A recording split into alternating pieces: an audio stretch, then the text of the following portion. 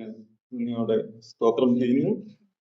കൊലോസ്യ ലേഖന പഠനമാണ് ഞാൻ ഇതിന്റെ പ്രാരംഭമായി ഓർപ്പിച്ചതുപോലെ.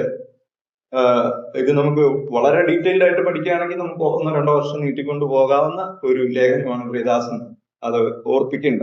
എന്നാൽ നമുക്ക് അങ്ങനെ പോയാൽ ഞാൻ ആദ്യമേ ഓർപ്പിച്ചതുപോലെ നമ്മുടെ ട്രാക്ക് നഷ്ടപ്പെടും. നമ്മൾ പ്രൊഫഷണലി വേദപഠനം നടത്തിക്കൊണ്ടിരിക്കുന്നവരല്ല, മറ്റു പല ജോലികളിലായിരിക്കുന്നവരും ഒക്കെയാണ്. നമ്മുടെ കണ്ടിന്യൂഷൻ നഷ്ടപ്പെടാതിരിക്കാൻ വേണ്ടി ഞാനിത് വളരെ ചുരുക്കിയാണ് കാര്യങ്ങൾ പറഞ്ഞു പോകുന്നത്. അപ്പൊ ഇതിന്റെ പ്രാരംഭമായിട്ടുള്ള ഈ ഡീറ്റെയിലിംഗ് ഒന്നും തുടർന്ന് വരുന്ന ഭാഗങ്ങളിൽ ഉണ്ടാവില്ല. അതുകൊണ്ടാണ് നമ്മൾ ഇതിൽ 12 മനുഷ്യരെയാണ് ഈ ലേഖനത്തിൽ പരാമർശിച്ചു പോകുന്നത് പ്രധാനമായിട്ടും. അതിൽ 10 പേരെയാണ് നമ്മൾ കഴിഞ്ഞ ആഴ്ചയിൽ പറഞ്ഞു നിർത്തിയത്. ഇനി 2 പേരുള്ളത് വളരെ കുറച്ച് മാത്രം പറയാനുള്ള, ഒരു വാക്യത്തിൽ മാത്രം പരാമർശിക്കപ്പെട്ടിട്ടുള്ള ഒരാളാണ് ഒന്ന് 2 വാക്യങ്ങളിൽ പരാമർശിക്കപ്പെട്ടിട്ടുള്ള മറ്റൊരാൾ. നമ്മൾ കഴിഞ്ഞ ആഴ്ചകളിൽ 10 പേരെ പഠിച്ചു. തിമോത്തിയോസ്, എപ്പഫ്രാസ്, തിഹിക്കോസ്, ഒനേസിമസ്, ബർണബാസ്, അരിസ്റ്റർഹോസ്, മർക്കോസ്, ലൂക്കോസ്, യൂസ്തോസ്, ദേമാസ്. ഇത്രയും പേരെയാണ് നമ്മൾ പഠിച്ചു കഴിഞ്ഞത്. ഈ പേരുകൾ നിങ്ങൾ ബൈഹാർട്ട് പഠിക്കുകയൊന്നും വേണ്ട, അത് നിങ്ങളുടെ ഓർമ്മയിൽ ഉണ്ടായാൽ മതി. കാരണം പല ലേഖനങ്ങളിൽ ഇവരുടെ പേരുകൾ ആവർത്തിച്ച് വരും. ഞാൻ ഈ ലേഖനത്തിൽ ആരൊക്കെ പരാമർശിക്കപ്പെട്ടിരിക്കുന്നു, അവരൊക്കെ ആരാണ്, അതാണ് നമ്മൾ അന്വേഷിച്ചത്. അതൊരു ലേഖന പഠനത്തിന്റെ ഒരു പ്രധാനപ്പെട്ട ഭാഗമാണ്. അതിൽ ആരൊക്കെയുണ്ട്, അത് ആരൊക്കെ ഉണ്ടെന്ന് ചോദിച്ചു കഴിഞ്ഞാൽ അത് കണ്ടു കഴിഞ്ഞാൽ നമുക്ക് ലൊക്കേഷൻ മനസ്സിലാവും. അതാണ് അതിന്റെ പ്രധാനം. നമ്മളൊരു കുറ്റകൃത്യം നടന്നു കഴിഞ്ഞാൽ പോലീസ് ലക്ഷക്കണക്കിന് ആളുകളുടെ മൊബൈൽ ലൊക്കേഷൻ പരിശോധിക്കും. എന്നിട്ടാണ് അത് ഏത് ഭാഗത്താണ് ഈ സംഭവം നടന്നിട്ടുണ്ടെന്നൊക്കെ അവർ ഐഡന്റിഫൈ ചെയ്യുന്നത്. എന്ന് പറഞ്ഞതുപോലെ ഈ 12 പേര് കൊലോസ്യ സഭയുമായിട്ടും ഫിലേമോനുമായിട്ടും ഒക്കെ ബന്ധപ്പെട്ട് കിടക്കുന്ന ആളുകളായതുകൊണ്ട് നമ്മൾ അവരുടെ പേര് ഇങ്ങനെ പറഞ്ഞു പോകുന്നതേ ഉള്ളൂ. മാത്രമല്ല, സുവിശേഷത്തിന്റെ വ്യാപനത്തിൽ വളരെ പ്രധാനപ്പെട്ട പങ്ക് വഹിച്ചിട്ടുള്ള ആളുകളെയാണ് നമ്മൾ ഈ കണ്ട ദിവസങ്ങളിലൊക്കെ പരിചയപ്പെട്ടു പോകുന്നത്. ഈ 2 പേരെന്ന് പറയുന്ന ലാസ്റ്റ് വരുന്ന 2 പേരെന്ന് പറഞ്ഞാൽ ഒരു വാക്യത്തിലെ ഒരാൾ പരാമർശിക്കപ്പെട്ടിട്ടുള്ളൂ. പക്ഷെ അതൊരു പരാമർശമാണ്. ഞാൻ പറഞ്ഞതിന്റെ കാര്യം മനസ്സിലായോ? ഒരു വാക്യത്തിൽ ഒരു തവണയെ പരാമർശിക്കപ്പെട്ടിട്ടുള്ളെങ്കിലും ഇത് ഏത് വർഷം? 2026. ഒരു 2026 ഇത് എഴുതി തുടങ്ങി എന്ന് വിചാരിക്കുക. അങ്ങനെ സപ്പോസ് ചെയ്യാം. 90 ആയപ്പോഴാണ് പൂർത്തിയായത് AD. പക്ഷെ അങ്ങനെ എഴുതി തുടങ്ങി എന്ന് വിചാരിക്കുക. അപ്പൊ ഇപ്പൊ ഒരു 2000-ഓളം വർഷമായിട്ട് ആളുകള് ഈ ഒരു പ്രാവശ്യം പറഞ്ഞ ആളുടെ പേരും പറഞ്ഞുകൊണ്ടിരിക്കുകയാണ്. ഒരാളാണോ പറയുന്നത്? ഇതുപോലെ ഒരു കുഞ്ഞു ഹോളിൽ ഇതുപോലെ എത്ര ഇടങ്ങളിൽ എത്ര സഹോദരന്മാർ, എത്ര പ്രിയപ്പെട്ടവർ ഇത് പറയുകയും ആവർത്തിക്കുകയും വായിച്ചു കേൾക്കുകയും ഒരു ക്ലാസ്സിലും അല്ലാതെ വീട്ടിലിരുന്ന് വായിക്കുന്നവരും ഇവരുടെ പേര് കണ്ട് കടന്നു പോവുകയാണ്. എന്ന് വെച്ച് കഴിഞ്ഞാൽ ഭൂമിയിൽ അവരുടെ പേര് സ്ഥിരമായി രേഖപ്പെടുത്തത്തക്കവണ്ണം ഈ ലേഖനം ഇടയാക്കി. അപ്പോൾ സ്വർഗത്തിൽ എത്രയോ പണ്ട് അവരുടെ പേര് രേഖപ്പെടുത്തുകയും അവര് അങ്ങനെ സ്വർഗീയ ജീവിതത്തിന് അവകാശികളായി തീരുകയും ചെയ്തിട്ടുണ്ട്. എത്ര പ്രാധാന്യത്തോടെയാണ് അവരുടെ പേര് പരാമർശിക്കപ്പെട്ടിരിക്കുന്നത് എന്നുള്ളത് നാം ചിന്തിക്കേണ്ടതാണ്. വിസ്മൃതരായി പോകാത്ത തരത്തിൽ വേദപുസ്തകത്തിൽ പരാമർശിക്കപ്പെടുക എന്നുള്ളത് നാം വലിയൊരു അത്ഭുതമായി കാണേണ്ടത്. എനിക്ക് എന്നോട് തന്നെ ചോദിക്കാൻ തോന്നുന്ന ചോദ്യം, അന്ന് ഞാൻ ജീവിച്ചിരുന്നെങ്കിൽ എന്റെ പേര് ഇതിലുണ്ടാകുമായിരുന്നോ എന്നാണ്. എനിക്കതിന്റെ ഉത്തരം വലിയൊരു അത്ഭുതമായി നിൽക്കുകയാണ്. ഒന്ന് ആലോചിച്ച് നോക്കുക, ഈ പരാമർശിക്കപ്പെട്ടിരിക്കുന്ന മനുഷ്യരൊക്കെ എന്ത് ചെയ്തിട്ടാവാം ഒരു തവണ അവരുടെ പേര് പരാമർശിക്കപ്പെട്ടത് എന്നുള്ളത് അത്ഭുതാവഹമായ കാര്യങ്ങളാണ് എന്ന് മനസ്സിലാക്കാനായിട്ട് സാധിക്കും. ഇപ്പൊ നമ്മൾ ഇന്ന് ഒരാളെ പരിചയപ്പെടുകയാണ്. നുംഫെ എന്ന് പറയുന്ന ഒരാളെ കൊലോസ്യ ലേഖനം 4-ാം അധ്യായം 15-ാം വാക്യത്തിൽ നമ്മൾ പറയുന്നുണ്ട്. 4-ാം അധ്യായം 15-ാം വാക്യം ഒന്ന് വായിച്ച്.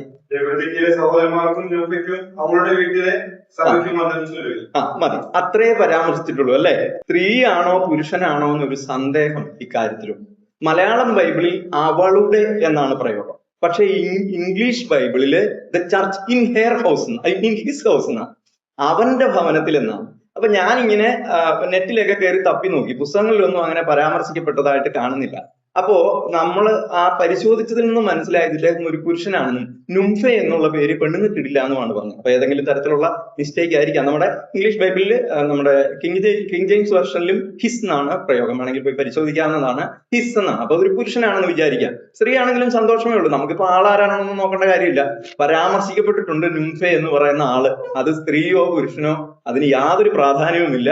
കൊലോസ്യ ലേഖനം എന്ന് പറഞ്ഞാൽ പ്രിയ സഹോദരൻ സൂചിപ്പിച്ചതുപോലെ മനോഹരമായ ഒരു ലേഖനത്തിൽ ഈ നുംഫെ എന്ന് പറയുന്ന മനുഷ്യനോ സ്ത്രീയോ പുരുഷനോ സ്ത്രീയോ ആരായാലും പരാമർശിക്കപ്പെട്ടിരിക്കുന്നു എന്നാണ് അവിടെ നാം കാണുന്നത്. ലവോദിക്ക സഭയുടെ അംഗമായിട്ടുള്ള ഒരു പുള്ളിക്കാരിയാണ്. അവരെ പരാമർശിക്കപ്പെട്ടിരിക്കുന്നു. പൗലോസിന് പരിചിതമായ ഒരാൾ, അത് തന്നെ ഒരു പദവിയാണ്. പൗലോസ് എന്ന് പറയുന്ന ആൾക്ക് പരിചിതനായ ഒരാൾ, പരാമർശിക്കാതിരിക്കാൻ കഴിയാത്ത ഒരാൾ, അത് രണ്ടും പ്രധാനപ്പെട്ടതാണ്. ഇവിടെ ഒരാൾ വന്നിട്ട് കുറച്ച് ദിവസം നമ്മളോട് അല്ലെങ്കിൽ ഒരു തവണ പരിചയപ്പെട്ടു പോയിട്ട് അദ്ദേഹം നമ്മുടെ എത്ര പേരുടെ പേര് ഓർത്തിരിക്കും? എല്ലാവരുടെയും പേര് ഓർത്തിരിക്കണമെങ്കിൽ കുറെ ദീർഘമായ പരിചയം വേണം. പക്ഷെ പൗലോസ് ഇദ്ദേഹത്തെ വിട്ടുപോയിട്ടില്ല എന്നുള്ളത് അത് വളരെ പ്രധാനപ്പെട്ട ഒരു പദവിയാണ്. അത്രയാണ് ആ ആളെ കുറിച്ച് പറയാനുള്ള. വന്ദനം ചൊല്ലുന്ന കൂടെ ആ പേര് പരാമർശിക്കപ്പെട്ടു എന്നുള്ളതാണ് അതിന്റെ പ്രാധാന്യം. ലാസ്റ്റ് ആള്, 12ാമത്തെ ആള് അർഹിപ്പോസ് എന്ന് പറയുന്ന ആളാണ്. അർഹിപ്പോസ് 4-ാം അധ്യായം 17-ാം വാക്യം ഒന്ന് വായിച്ചേ. അർഹിപ്പോസിനോട് കർത്താവിൽ ലഭിച്ച ശുശ്രൂഷ നിവർത്തിപ്പാൻ നോക്കേണം എന്ന് പറവിൻ. അർഹിപ്പോസിനോട് പറയുകയാണ്, കർത്താവിൽ ലഭിച്ച ശുശ്രൂഷ നിവർത്തിപ്പാൻ നോക്കണം. ഒരു വല്ലാത്ത പരാമർശമാണ് അർഹിപ്പോസിനെ സംബന്ധിച്ച് ഉണ്ടായിട്ടുള്ളതായിട്ട് നമുക്ക് കാണാം. അർഹിപ്പോസ് ഫിലേമോന്റെ ലേഖനത്തിലും പരാമർശിക്കപ്പെട്ടിട്ടുണ്ട്. 2-ാം വാക്യം ഒന്ന് വായിച്ചേ, ഫിലേമോന്റെ ലേഖനം. ഫിലേമോൻ എന്ന നിനക്കും സഹോദരിയായ അപ്പിയയ്ക്കും ഞങ്ങളുടെ സഹപടനായ അർക്കിപ്പുസിനും നിന്റെ വീട്ടിലെ സഭയ്ക്കും എഴുതുന്നത്, നമ്മുടെ പിതാവായ ദൈവത്തിങ്കൽ നിന്നും കർത്താവായ യേശുക്രിസ്തുവിങ്കൽ നിന്നും നിങ്ങൾക്ക് കൃപയും സമാധാനവും ഉണ്ടാകട്ടെ. അപ്പിയുമായിട്ട് ചേർത്താണ് ഫിലേമോന്റെ സഹോദരി, ഫിലേമോനും സഹോദരി അപ്പിയുമായിട്ട് ചേർത്ത് പറയുന്ന ആളാണ് അർഹിപ്പോസ്. അതുകൊണ്ട് അർഹിപ്പോസ് ഫിലേമോന്റെ കൂട്ടായ്മയിൽ ഉണ്ടായിരുന്ന ആളാണെന്ന് നമുക്ക് ഊഹിക്കാനായിട്ട് സാധിക്കും. അല്ലെങ്കിൽ ഫിലേമോനുമായിട്ട് വളരെ അടുപ്പം ഉണ്ടായിരുന്ന ആളാണ്. ഒനേസിമോസിനെ ചേർത്തുകൊള്ളുവിൻ എന്ന് പറയുന്നിടത്ത് അർഹിപ്പോസിനെയും കൂടെ ചേർത്ത് പറയുന്ന ഭാഗത്താണ് ഒനേസിമോസിനെ ചേർത്തുകൊള്ളാൻ പറയുന്നത്. അതുകൊണ്ട് അർഹിപ്പോസും ആ സഭയുടെ അംഗമായിരുന്നു എന്ന് നമുക്ക് ഊഹിക്കാവുന്നതുള്ളൂ. അതിന്റെ തന്നെ 17-ാം വാക്യം കൂടി ഒന്ന് വായിച്ചേ. 17.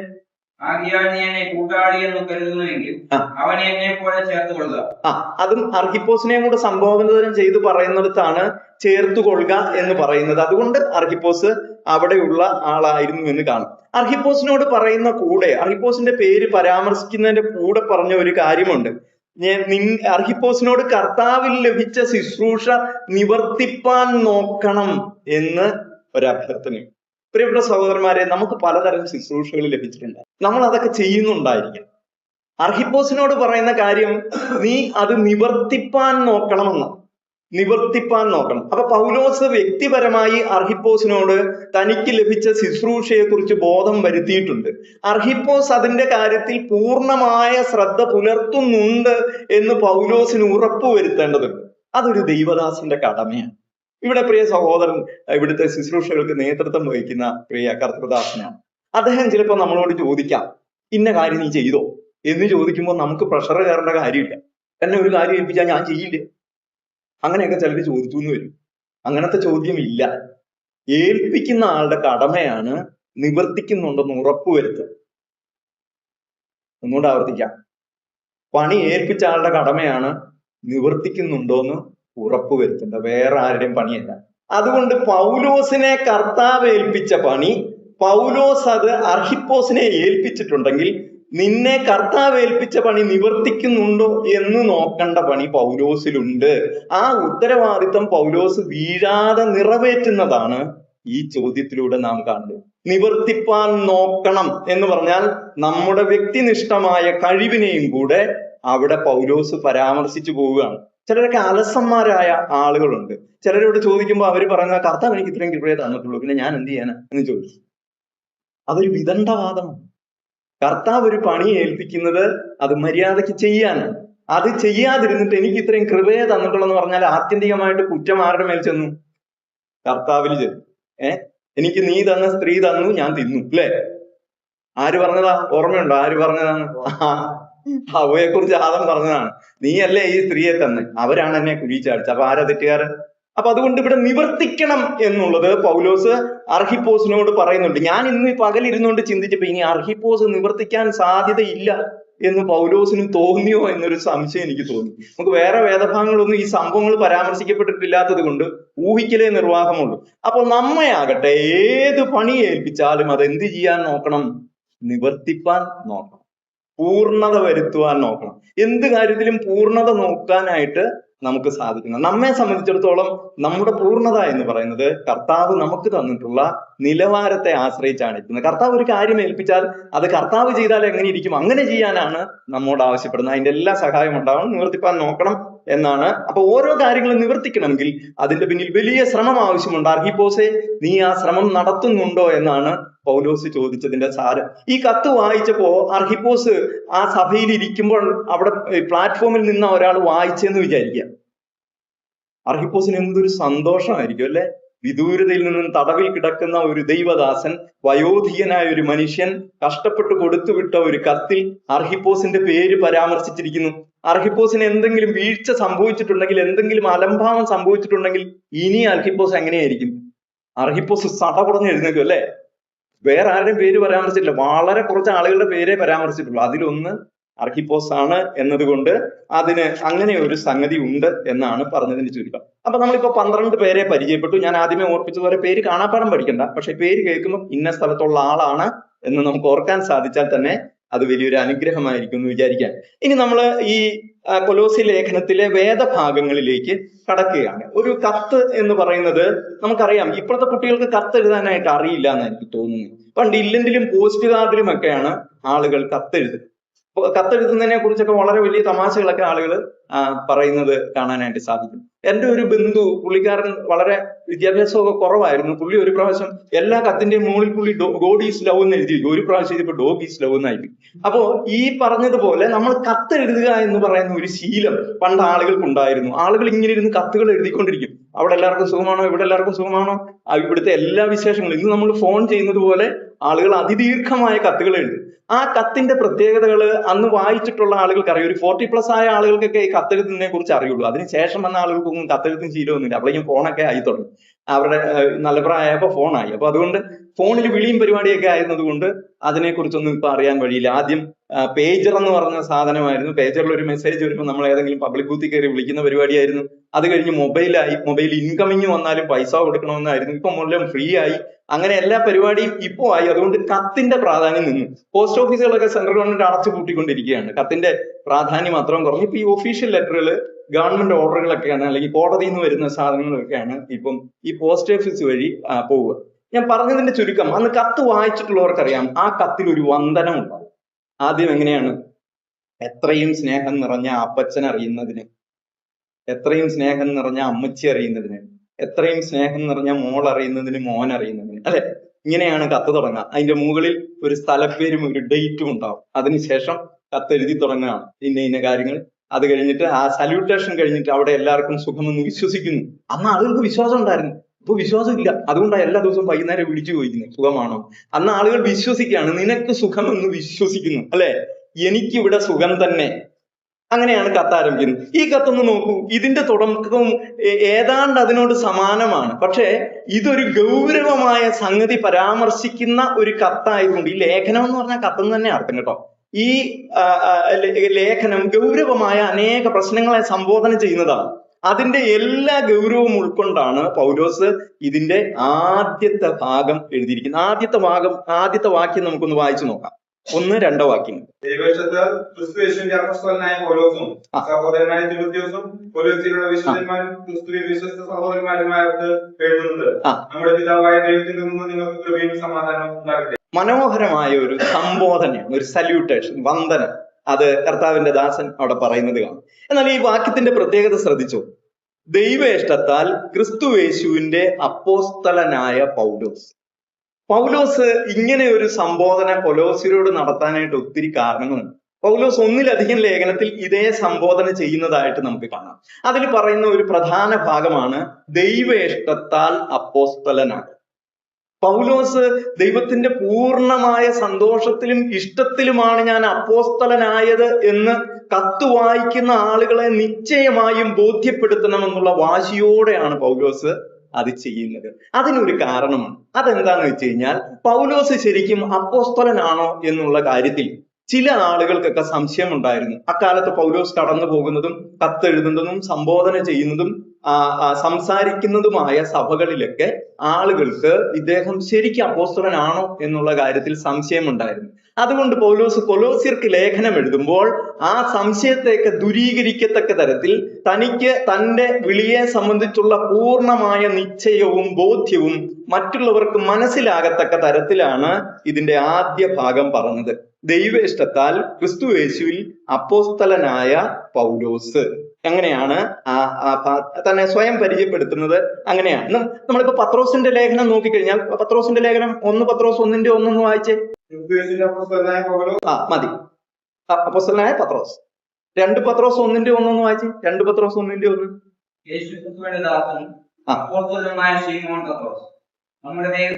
യേശുക്രിസ്തുവിന്റെ ദാസനും അപ്പോസ്തലനുമായ. അപ്പോ അവര് അപ്പോസ്തലന്മാര് തങ്ങളെ തന്നെ പരിചയപ്പെടുത്തി അല്ലെങ്കിൽ വെളിപ്പെടുത്തിക്കൊണ്ടാണ് ഈ കത്തുകൾ എഴുതുന്നത്. അത് അവരുടെ സ്ഥാനത്തെ കുറിച്ച് ഇത് വായിക്കുന്ന ആളുകൾക്ക് ബോധ്യമുണ്ടാകാനും തങ്ങൾ ആരാണെന്നുള്ള ബോധ്യം കത്ത് വായിക്കുന്നവരിൽ ഉണ്ടാക്കുന്ന സ്വീകാര്യതയും ബഹുമാനവും പിടിച്ചു പറ്റുന്നതിനും വേണ്ടി തന്നെയാണ്. എന്ന് വെച്ച് കഴിഞ്ഞാൽ ഇതെല്ലാം പരസ്പര പൂരകവും ബന്ധപ്പെട്ട് കിടക്കുന്നതായ സംഗതിയാണ്. എന്ത്? ഒരാൾ പറയുന്ന കാര്യം നാം അംഗീകരിക്കണമെങ്കിൽ അദ്ദേഹത്തോടൊരു മിനിമം ബഹുമാനം ഉണ്ടാകണം.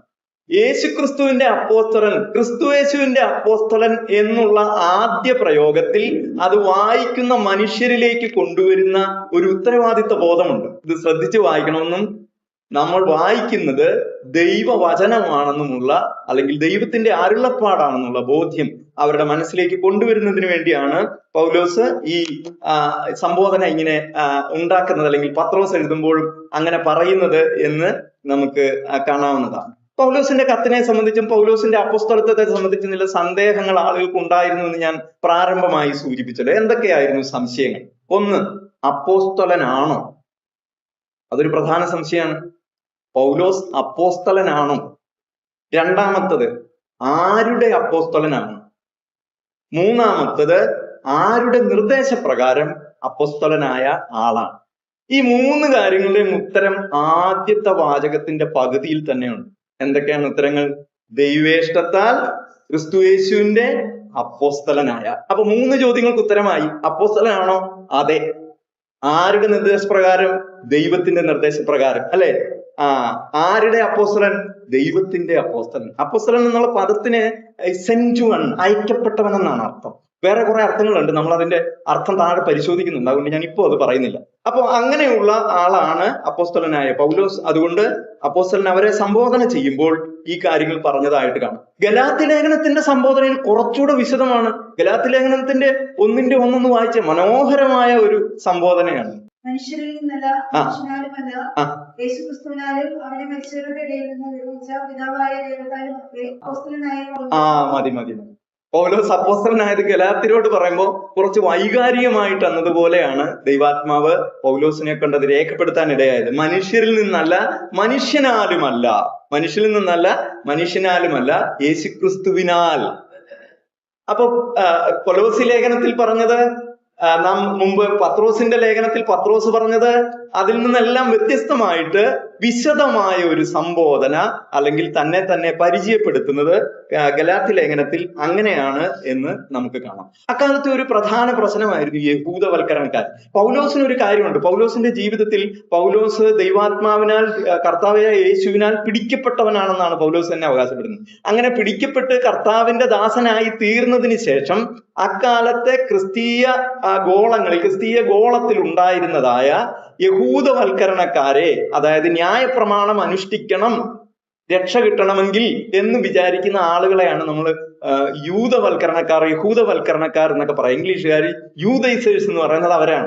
അവര് ന്യായപ്രമാണം കൂടെ ഇതിന്റെ കൂടെ അനുഷ്ഠിച്ചാൽ മാത്രമേ രക്ഷ പൂർണ്ണമാകുള്ളൂ എന്ന് വിശ്വസിക്കുന്ന ആളുകളാണ്. അവരെയും കൂടെ പൗലോസിന് സംബോധന ചെയ്യേണ്ട ആവശ്യമുണ്ടായിരുന്നു. ക്രിസ്ത്യാനികളെല്ലാം യഹൂദന്മാർ അനുഷ്ഠിക്കുന്നതായ അനുഷ്ഠാന കർമ്മങ്ങൾ അനുഷ്ഠിച്ച് ന്യായപ്രമാണത്തിന്റെ ആ അനുസരണം കൂടി ഉണ്ടെങ്കിലേ അവർ യഥാർത്ഥ ക്രിസ്ത്യാനികളാകൂ എന്ന് വിശ്വസിക്കുന്ന ആളുകൾ അക്കാലത്തെ പ്രാദേശിക സഭകളിൽ ഉണ്ടായിരുന്നു. എന്ന് വെച്ചാൽ ദുരുപദേശത്തിന്റെ അംശം പ്രാരംഭകാലത്ത് അപ്പോസ്തലന്മാരാൽ നിയന്ത്രിക്കപ്പെടുകയും ഉപദേശിക്കപ്പെടുകയും ചെയ്തിരുന്ന സഭകളിൽ ഉണ്ടായിരുന്നു.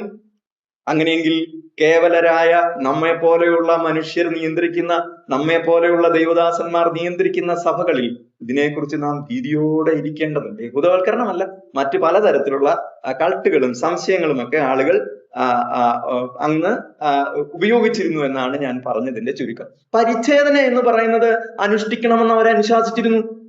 ക്രിസ്ത്യാനികളായി രക്ഷിക്കപ്പെട്ട് മുമ്പോട്ട് വരുന്ന ആളുകൾ പരിച്ഛേദനയും കൂടി ഉണ്ടെങ്കിലേ രക്ഷ പൂർണ്ണമാവുകയുള്ളൂ എന്ന് വിശ്വസിക്കുന്ന ആളുകൾ ഉണ്ടായിരുന്നു. പൗലോസ് ഇതിനെതിരെയൊക്കെ അതിശക്തമായി സംസാരിച്ചത് കൊണ്ടാണ് പൗലോസിന്റെ അപ്പോസ്തലത്വം സംബന്ധിച്ചുള്ള സംശയങ്ങൾ അവര് പതുക്കെ പ്രയോഗിച്ചു തുടങ്ങിയത് എന്നാണ് ഞാൻ മനസ്സിലാക്കുന്നത്. 2 കൊരിന്ത്യർ 10-ാം അധ്യായത്തിലേക്ക് ഒന്ന് വന്നേ. അവിടെ ഒരു പ്രധാന വാക്യമുണ്ട്. അവന്റെ ലേഖനങ്ങൾ ഘനവും ഊർജവും ഉള്ളവ തന്നെ, ശരീരസന്നിധിയോ ബലഹീനവും വാക്കുനിന്ദയും ഒക്കെ എന്ന് ചിലർ പറയുന്നു. ശരീരസന്നിധിയോ ബലഹീനവും വാക്ക് നിന്ദ്യവും അത്രേ. 2 കൊരിന്ത്യർ 10:10 പ്രധാന വാക്യമാണ്. എന്താണ് കാരണം? അവന്റെ വാക്ക് നിന്ദ്യമാണ് എന്ന് പൗലോസിന്റെ വാക്കുകളെ കുറിച്ച് എവിടെയോ ആളുകൾ പറഞ്ഞു എന്നാണ് ആ പറഞ്ഞതിന്റെ ചുരുക്കം. ഏത് സഭയിൽ അങ്ങനെ പറഞ്ഞെന്ന് പൗലോസ് വ്യക്തമാക്കിയിട്ടില്ല. എന്നാൽ കൊരിന്ത്യർക്ക് എഴുതുമ്പോൾ ആയതുകൊണ്ട് അവരായിരിക്കാം എന്ന് ഞാൻ വിചാരിക്കുകയാണ്. അവിടെ ആരെങ്കിലുമൊക്കെ അത്തരത്തിലുള്ള ആശയങ്ങൾ ഉണ്ടായിരുന്നവരുണ്ട് എന്ന് ഞാൻ കരുതുകയാണ്. അപ്പോസ്തല പ്രവൃത്തിയിലേക്ക് ഒന്ന് വന്നേ. അപ്പോസ്തല പ്രവൃത്തി 9-ാം അധ്യായം 16-ാം വാക്യം. ഈ മനുഷ്യൻ ശബ്ദത്തെ പ്രമാണിക്കുകൊണ്ട് ദൈവത്തിന്റെ അടുത്ത് നിന്ന് വന്നതല്ല എന്ന് പറഞ്ഞു. മറ്റു ചിലർ ഭാവിയൊരു മനുഷ്യനെ ഇങ്ങനെയുള്ള അടയാളങ്ങൾ ചെയ്യുവാൻ എങ്ങനെ കഴിയും എന്ന് പറഞ്ഞു. അങ്ങനെ അവരുടെ ഇടയിൽ ഒരു ഭിന്നത ഉണ്ടായി. ഇങ്ങനെ പലതരത്തിലുള്ള ഭിന്നത ഉണ്ടാക്കാൻ വേണ്ടി ആളുകൾ തുനിഞ്ഞിറങ്ങിയതായി നമുക്ക് ആ കാലത്തെ രേഖകൾ പരിശോധിക്കുമ്പോൾ കാണാനായിട്ട് സാധിക്കും. അതുകൊണ്ടാണ് പൗലോസ് താൻ എങ്ങനെ അപ്പോസ്തലനായി എന്നുള്ളത് ആദ്യ വാചകത്തിൽ തന്നെ കൊലോസ്യ ലേഖനം വായിക്കുന്നവരോടും കൊരിന്ത്യ ലേഖനം വായിക്കുന്നവരോടും താൻ അത് അതിശക്തമായി പ്രസ്താവിക്കാൻ ഇടയായത് എന്ന് നമുക്ക് കാണാവുന്നതാണ്. എന്തൊക്കെയാണ് അപ്പോസ്തലത്വം സംബന്ധിച്ചുള്ള എതിർവാദങ്ങൾ ഉണ്ടായിരുന്നത് നമുക്ക് വളരെ ഷോർട്ടായിട്ടൊന്ന് പരിശോധിച്ചു പോവാം. അപ്പോസ്തല പ്രവൃത്തി 1-ാം അധ്യായം 21 മുതൽ 26 വരെയുള്ള വേദഭാഗങ്ങളിൽ ശിഷ്യന്മാരുടെ തിരഞ്ഞെടുപ്പ് സംബന്ധിച്ചുള്ള ചില സംഗതികൾ പറയുന്നുണ്ട്. 1-ാം അധ്യായം 21 മുതൽ 26 വരെയുള്ള വേദഭാഗങ്ങൾ. ആകയാൽ കർത്താവായ യേശു യോഹന്നാന്റെ സ്നാനം മുതൽ നമ്മെ വിട്ട് ആരോഹണം ചെയ്ത നാൾ വരെ നമ്മുടെ ഇടയിൽ സഞ്ചരിച്ചു പോന്ന കാലത്തെല്ലാം ഞങ്ങളോടുകൂടെ നടന്ന പുരുഷന്മാരിൽ ഒരുത്തൻ ഞങ്ങളോടുകൂടെ അവന്റെ പുനരുത്ഥാനത്തിനു സാക്ഷിയായി തീരേണം. അങ്ങനെ അവർ യുസ്തുസ് എന്നു മറുപേരുള്ള ബർശബ എന്ന യോസേഫ്, മത്തിയാസ് എന്നീ 2 പേരെ നിർത്തി. സകല ഹൃദയങ്ങളെയും അറിയുന്ന കർത്താവെ, തന്റെ സ്ഥലത്തേക്ക് പോകേണ്ടതിനു യൂദാ ഒഴിഞ്ഞുപോയ ഈ ശുശ്രൂഷയുടെയും അപ്പോസ്തലത്വത്തിന്റെയും സ്ഥാനം ലഭിക്കേണ്ടതിന് ഈ ഇരുവരിൽ ഏവനെ നീ തിരഞ്ഞെടുത്തിരിക്കുന്നു എന്നു കാണിച്ചു തരണമേ എന്നു പ്രാർത്ഥിച്ച് അവരുടെ പേർക്ക് ചീട്ടിട്ടു. ചീട്ടു മത്തിയാസിന് വീഴുകയും അവനെ 11 അപ്പോസ്തലന്മാരുടെ കൂട്ടത്തിൽ എണ്ണുകയും ചെയ്തു. ഇത് ഏത് ഒഴിവാണെന്ന് മനസ്സിലായോ? യൂദാസ് പോയ ഒഴിവാണ്. യൂദാസ് മരിച്ചു പോയിരിക്കുന്നു. യൂദാസ് ഒഴിവായിരിക്കുന്നു. യൂദാസ് പോയ ഒഴിവിലേക്ക് ഒരാളെ വേണം. അവര് പ്രാർത്ഥിച്ച് ചീട്ടിട്ടു. അവസാനം മത്തിയാസിന് നറുക്ക് വീണു. മത്തിയാസിനെ അതിൽ തെരഞ്ഞെടുത്തു. ഞാൻ ഈ പറഞ്ഞതിന്റെ താല്പര്യം എന്താന്ന് വെച്ചാൽ 12 അപ്പോസ്തലന്മാരാ വേണ്ടത് എന്നുള്ളത് നിശ്ചയമായും അവർക്കറിയാം. അപ്പോ ഈ 12 പേര് ഫില്ലായി കഴിഞ്ഞു. 13-ാമനായി വരുന്ന ആളെ അംഗീകരിക്കാനുള്ള ബാധ്യത ഞങ്ങൾക്കില്ല എന്നും അങ്ങനെ ഒരു അപ്പോസ്തല സ്ഥാനം സഭയിൽ ഇല്ല എന്നും ആളുകൾ വാദിച്ചു. അതുകൊണ്ട് പൗലോസ് ആദ്യമായി നേരിട്ട പ്രധാന വെല്ലുവിളി എന്ന് പറയുന്നത് തന്നെ ദൈവമേൽപ്പിച്ച നിവർത്തിക്കേണ്ടതായ പരിശുദ്ധാത്മ നിയോഗപ്രകാരം പൗലോസിനെ ഏൽപ്പിച്ചിരിക്കുന്നതായ സംഗതികൾ നിവർത്തിക്കണമെങ്കിൽ തന്റെ അപ്പോസ്തലത്വം സംബന്ധിച്ചുള്ള അവകാശം സഭയിലെ എല്ലാ പ്രാദേശിക സഭയിലെയും ആളുകളെ ബോധിപ്പിക്കേണ്ട കാര്യമുണ്ടായിരുന്നു. അതുകൊണ്ടാണ് ഞാൻ അപ്പോസ്തലനായത് ദൈവേഷ്ടത്താലാണ് എന്ന് പൗലോസ് പറഞ്ഞത്. അപ്പൊ 12 പേര് കഴിഞ്ഞിട്ട് 13-ാമനായിട്ട് ഒരാള് വരുന്നതാണ് നാം കണ്ടത്. നമുക്കറിയാം പൗലോസിനെ ഏൽപ്പിച്ചിട്ടുള്ള ശുശ്രൂഷ എന്ന് പറയുന്നത് ഈ 12 പേരെ ഏൽപ്പിച്ച ശുശ്രൂഷയല്ല. 13-ാമനെ ഏൽപ്പിച്ചിരിക്കുന്നത് ജാതികളെ പ്രതിനിധാനം ചെയ്യുന്ന അല്ലെങ്കിൽ ജാതികളുടെ അപ്പോസ്തലനായിട്ടാണ് പൗലോസ് എണ്ണപ്പെടുന്നത്. അത് നമുക്ക് അതിന്റെ തെളിവുകൾ പരിശോധിക്കാം. 13-ാമനായി പൗലോസ് വരുന്നത് അനൗദ്യോഗികമായ ഒരു അപ്പോസ്തലിക അവകാശമാണെന്ന് വിശ്വസിക്കുന്നവരാണ് പൗലോസിന്റെ അപ്പോസ്തലത്വത്തെ ചോദ്യം ചെയ്തത്. അതിന്റെ കാരണം എന്ന് പറയുന്നത് 12 എന്നുള്ള അക്കമാണ്. അത് എന്തുകൊണ്ടാണെന്നൊക്കെ വിശദീകരിക്കാൻ പോയാൽ നമുക്ക് സമയം പോകുന്നതുകൊണ്ട് നമുക്ക് അത് അവസരത്തിനനുസരിച്ച് ഉപയോഗിക്കാവുന്നതാണ്. രണ്ടാമത് അപ്പോസ്തലനല്ല അല്ലെങ്കിൽ പൗലോസിനെ ഈ കൂടെ കൂട്ടരുത് എന്ന ആളുകൾ വിശ്വസിക്കുന്നതിന്റെ ഒരു കാരണം, രണ്ടാമത്തെ കാരണം പൗലോസ് സഭയെ ഉപദ്രവിച്ചിട്ടുണ്ട്. ചില്ലറ ഉപദ്രവമൊന്നുമല്ല. പൗലോസ് സഭയുടെ പ്രാരംഭകാലത്ത് അതിന്റെ ശൈശവ ദശയിലുള്ള ബാലാരിഷ്ടതകളൊക്കെ ഉള്ള സമയത്ത് പൗലോസ് തനിക്ക് ലഭ്യമായിരുന്ന യഹൂദന്മാരുടെ ഇടയിൽ തനിക്കുള്ള സ്വാധീനവും അധികാരസ്ഥരുടെ ഇടയിൽ തനിക്കുള്ള അധികാരവും ഉപയോഗിച്ച് ഈ പറഞ്ഞ സഭകളിലുള്ള ആളുകളെ ഉപദ്രവിച്ചിട്ടുണ്ട്. അതുകൊണ്ട് സഭയെ ഉപദ്രവിച്ചെന്നുള്ള നിലയ്ക്ക് ഇവനെ വിശ്വസിക്കണ്ട എന്ന് പറഞ്ഞു. വളരെ സിമ്പിളാണ്. നമ്മൾ ഒരു പൊതുയോഗം നടത്തുന്ന സമയത്ത് നമുക്ക് നമ്മുടെ യോഗത്തിലേക്ക് കല്ല് കുറുക്കി എറിഞ്ഞവന് ഒരു മാസം കഴിഞ്ഞ് ഇങ്ങോട്ട് വന്നു കഴിഞ്ഞാൽ നമ്മൾ അവനെ ഒരു സംശയത്തോടെ കാണുള്ളൂ.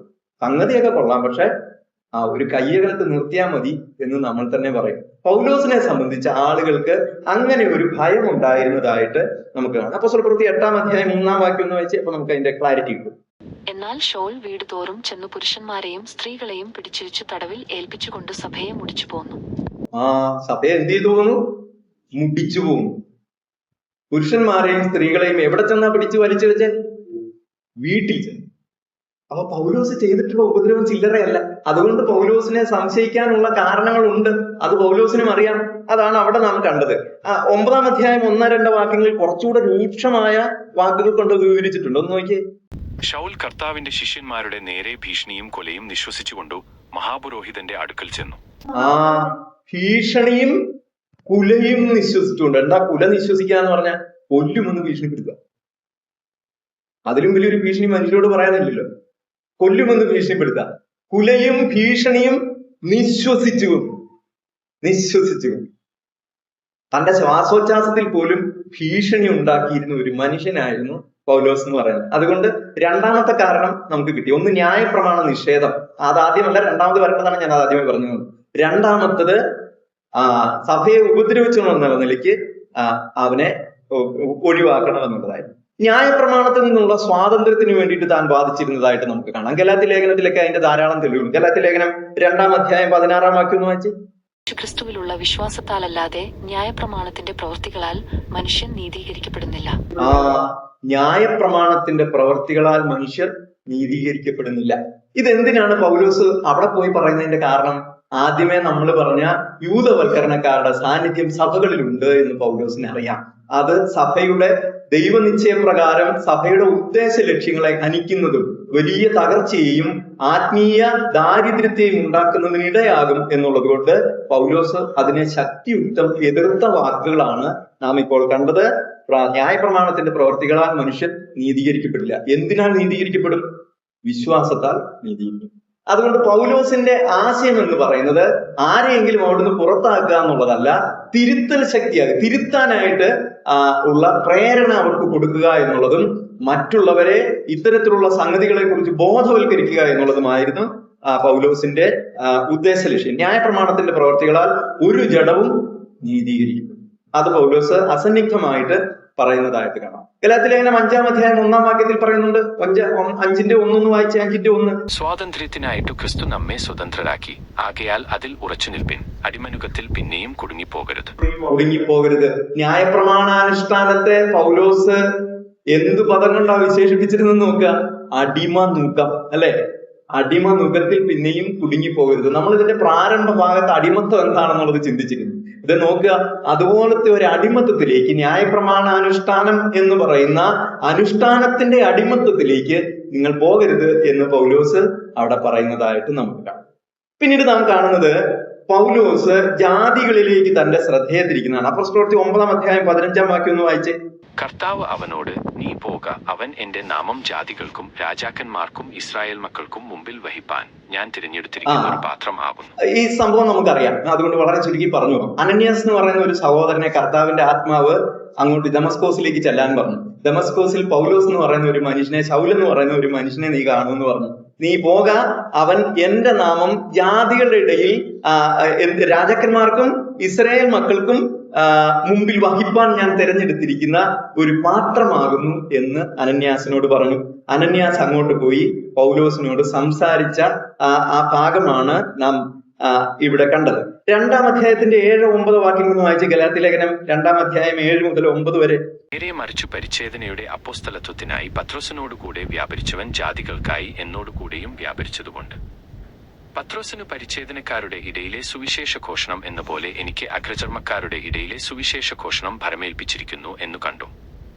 എനിക്ക് ലഭിച്ച കൃപ അറിഞ്ഞുകൊണ്ട് തൂണുകളായി എണ്ണപ്പെട്ടിരുന്ന യാക്കോബും. ഇത്രയുള്ള സംഗതി. പൗലോസ് ജാതികളിലേക്ക് തന്റെ ശ്രദ്ധ തിരിക്കുക. നമുക്ക് തെറ്റിദ്ധാരണ വരാൻ ഇടയുള്ള ഒരു സംഗതിയാണ്. കർത്താവായ യേശുക്രിസ്തു പൗലോസ് ജാതികളിലേക്ക് തന്റെ സുവിശേഷ വ്യാപനത്തിന്റെ ശ്രദ്ധ പൂർണ്ണമായും തിരിക്കുന്നതിൽ കർത്താവിന് പങ്കൊന്നുമില്ലേ? പൗലോസാണോ ഇത് തീരുമാനിച്ചത്? നമ്മളെ പോലെയുള്ള ജാതീയ പശ്ചാത്തലമുള്ള ആളുകൾ ദൈവത്തിലേക്ക് ആകർഷിക്കപ്പെടണമെന്ന് തീരുമാനിച്ചത് ഇപ്പൊ പൗലോസിന്റെ തീരുമാനമാണെന്ന് നമുക്ക് മനസ്സിലായി അല്ലെ. ഞാൻ ജാതികളിലേക്ക് തിരിയുന്നു എന്ന് പൗലോസ് പറഞ്ഞു. നമുക്ക് ഒരു വാക്യം ഒന്ന് വായിച്ചു നോക്കാം. മത്തായിയുടെ സുവിശേഷം 28-ാം അധ്യായം 19-20 വാക്യങ്ങളൊന്ന് വായിച്ച്. നിങ്ങൾ പുറപ്പെട്ട് പിതാവിന്റെയും പുത്രന്റെയും പരിശുദ്ധാത്മാവിന്റെയും നാമത്തിൽ സ്നാനം കഴിപ്പിച്ചു. ഞാൻ നിങ്ങളോട് കൽപ്പിച്ചതൊക്കെയും പ്രമാണിപ്പാൻ തക്കവണ്ണം ഉപദേശിച്ചുകൊണ്ടു സകല ജാതികളെയും ശിഷ്യരാക്കിക്കൊള്ളുവിൻ. ആരെ ശിഷ്യന്മാരാക്കിക്കൊള്ളു? സകല ജാതികളെയും. അപ്പൊ പൗലോസ് ഇപ്പൊ പ്രസ്താവിച്ച ആശയം അടിസ്ഥാനപരമായിട്ട് ആരുടെയാണ്? കർത്താവായ യേശു ക്രിസ്തുവിന്റെ ബൃഹത്തായിട്ടുള്ള രക്ഷാ പദ്ധതിയിൽ വിഭാവനം ചെയ്തിട്ടുള്ള ഒരു സംഗതി പൗലോസ് ലേഖനത്തിലൂടെ പറഞ്ഞുവെന്നാണ് നാം മനസ്സിലാക്കുന്നത്. അല്ലാതെ പൗലോസിന്റെ സ്വതന്ത്രമായ ആശയമല്ലത്. കർത്താവ് നേരത്തെ പറഞ്ഞിട്ടുണ്ട്, ജാതികളെ ശിഷ്യരാക്കിക്കൊള്ളുവിൻ, ഓൾ നേഷൻസ്, എല്ലാ ജാതികളെയും ശിഷ്യന്മാരാക്കിക്കൊള്ളുവിന്ന് കർത്താവ് പറഞ്ഞിട്ടുണ്ട്. പൗലോസ് കർത്താവ് പറഞ്ഞത് ആവർത്തിക്കുക മാത്രമാണ് ചെയ്തത്, അല്ലെങ്കിൽ ആ നിർദ്ദേശം അനുസരിക്കുകയാണ് പൗലോസ് ചെയ്തത് എന്ന് നമുക്ക് കാണാവുന്നതാണ്. ഈ ഭാഗങ്ങളിലേക്ക് പൗലോസ് പ്രയോഗിക്കുന്നത് നാം കൊലോസ് ലേഖനത്തിന്റെ പ്രാരംഭത്തിൽ സംബോധനയിലും ഗലാത്യ ലേഖനത്തിന്റെ പ്രാരംഭത്തിലും ഒക്കെ കണ്ട ഒരു പ്രയോഗ ശൈലി എന്ന് പറയുന്നത് ക്രിസ്തു യേശു എന്നാണ്. നമുക്കറിയാവുന്നതാണ്. അതിന്റെ കാരണങ്ങളൊക്കെ നമുക്കറിയാം. ക്രിസ്തു യേശു എന്നാണ് പൗലോസ് പ്രയോഗിച്ചത്. എന്നാൽ പത്രോസ് 1-ാം ലേഖനത്തിലും 2-ാം ലേഖനത്തിലും ഒക്കെ യേശു ക്രിസ്തു എന്നാണ് സംബോധന ചെയ്തിരിക്കുന്നത്. അതിന്റെ വ്യത്യാസം നമുക്കറിയാം, നിങ്ങൾക്ക് അറിയാവുന്നതാണ്. അതുകൊണ്ട് ഞാനത് ആവർത്തിച്ച് നിങ്ങളെ ബുദ്ധിമുട്ടിക്കുന്നില്ല. യേശു ക്രിസ്തു എന്ന് പറയുന്നത് പൗലോസ് ക്രിസ്തു യേശു പറയുന്നതിന്റെ ഒരു കാരണം, പൗലോസ് കർത്താവിന്റെ യാഗമരണത്തിന് ശേഷം പിടിക്കപ്പെട്ടവനാണ് പൗലോസ്. എന്നാൽ നേരത്തെ ശിഷ്യരായവരാണ് പത്രോസ് പോലെയുള്ള മറ്റു 12 പേര്. അവർ യേശു ക്രിസ്തു എന്ന് പ്രയോഗിക്കുകയും പൗലോസ് അവസരം കിട്ടുമ്പോഴൊക്കെയും ക്രിസ്തു യേശു എന്ന് പ്രയോഗിക്കുകയും ചെയ്യുന്നത് നമുക്ക് കാണാം. അപ്പൊ അതിന്റെ കാരണം നമുക്ക് 1 കൊരിന്ത്യർ 15-ാം അധ്യായം 8-ാം വാക്യത്തിലുണ്ട്. 1 കൊരിന്ത്യർ 15-ാം അധ്യായം 8-ാം വാക്യം. എല്ലാവർക്കും ഒടുവിൽ അകാല പ്രജ പോലെയുള്ള എനിക്കും പ്രത്യക്ഷനായി. Born out of due time എന്നാണ്. Born out of due time, ശരിയായ സമയത്തല്ലാതെ പ്രസവിക്കപ്പെട്ട. Born out of due time. പൗലോസ് തന്നെ അടയാളപ്പെടുത്തുന്നത് അങ്ങനെയാണ്. അകാല പ്രജ, കാലം തെറ്റി വന്ന പ്രജ. ഏതായിരുന്നു കാലം? കർത്താവ് ശിഷ്യന്മാരെ സ്വീകരിച്ചുകൊണ്ട് പലസ്തീനിലും യെരുശലേമിലും സഞ്ചരിച്ചു കൊണ്ടിരുന്ന സമയത്ത് ശിഷ്യനാകാൻ കഴിയാതെ പോയതിലുള്ള നിരാശ കൂടി പ്രകടമാക്കുന്ന ഒരു വാചകമാണ്. എന്താണ്? അകാല പ്രജ പോലെ, ഒടുവിൽ അകാല പ്രജ പോലെയുള്ള എനിക്കും പ്രത്യക്ഷനായി എന്നാണ് പൗലോസ് അവിടെ പറഞ്ഞിരിക്കുന്നത്. അതുകൊണ്ട് പൗലോസ് തന്റെ അപ്പോസ്തലത്വത്തെ സംബന്ധിച്ച് അത് ഊട്ടി ഉറപ്പിക്കുന്ന, ഉറപ്പ് വരുത്തുന്ന, വായിക്കുന്ന, കേൾക്കുന്ന ആളുകൾക്ക് താൻ ഒരു അപ്പോസ്തലനാണെന്നും അപ്പോസ്തലന്മാരുടെ ഉപദേശം എപ്രകാരം സ്വീകരിക്കുന്നുവോ അതുപോലെ വിശ്വാസ്യതയോടെ സ്വീകരിക്കാവുന്ന ദൈവിക സന്ദേശങ്ങളാണ് എൻ്റെ വാക്കുകളെന്ന് പൗലോസ് അവരോട് ഉറപ്പ് വരുത്തുന്നതാണ് നമുക്ക് ഇവിടെ കാണാനായിട്ട് സാധിക്കുന്നത്. മർക്കോസിന്റെ സുവിശേഷം 3-ാം അധ്യായം 14-ാം വാക്യത്തിലേക്ക് ഒന്ന് വന്നേ. ശിഷ്യന്മാരെ തെരഞ്ഞെടുക്കുന്നത് എങ്ങനെയാണെന്ന് നമുക്ക് നമ്മുടെ ഓർമ്മയിലേക്ക് വെറുതെ ഒന്ന് കൊണ്ടുവരാം. മർക്കോസിന്റെ സുവിശേഷം 3-ാം അധ്യായം 14-ാം വാക്യം. അവൻ തന്നോട് കൂടെ ഇരിക്കാനും പ്രസംഗിക്കേണ്ടതിന് അയപ്പാനും പുറത്താക്കേണ്ടതിന് അധികാരം ഉണ്ടാകുവാനും 12 പേരെ നിയമിച്ചു. 12 പേരെ കർത്താവ് തെരഞ്ഞെടുത്തു. അതിലൊരാളായിരുന്നു യൂദാസ്. ആള് പോയതിനു ശേഷം ഉണ്ടായ സംഭവങ്ങളാണ് നറുക്കിടുകയും അവസാനം മത്തിയാസ് എന്ന് പറയുന്ന ആള് തെരഞ്ഞെടുക്കപ്പെടുകയും ചെയ്തതാണ് നാം അവിടെ കണ്ടത്. പത്രോസ് പറയുന്നത് യേശു ക്രിസ്തുവിന്റെ അപ്പോസ്തലനായ പത്രോസ് എന്ന് തന്നെയാണ് താൻ അവിടെ പരിചയപ്പെടുത്തുന്നത്. 2-ാം ലേഖനത്തിലേക്ക് വരുമ്പോൾ അപ്പോസ്തലന് ദാസനുമായ പത്രോസ് എന്ന് പരിചയപ്പെടുത്തുന്നതായിട്ട് കാണാം. ഇവിടെ പൗലോസിന്റെ ഭാഗത്ത് വരുമ്പോൾ യേശു ക്രിസ്തു എന്നുള്ളത് വിട്ടിട്ട് ക്രിസ്തു യേശു എന്നുള്ള പ്രയോഗങ്ങൾ വന്നിരിക്കുന്നതായിട്ടാണ് നമുക്ക് കാണാനായിട്ട് സാധിക്കുന്നത്. ഗലാത്യ ലേഖനം 2-ാം അധ്യായം 16-ാം വാക്യത്തിൽ ഇത് രണ്ടും ഒറ്റ വാക്യത്തിൽ പ്രയോഗിക്കപ്പെട്ടിട്ടുണ്ട്. ഗലാത്യ ലേഖനം 2-ാം അധ്യായം 16-ാം വാക്യം ഒന്ന് വായിച്ച്.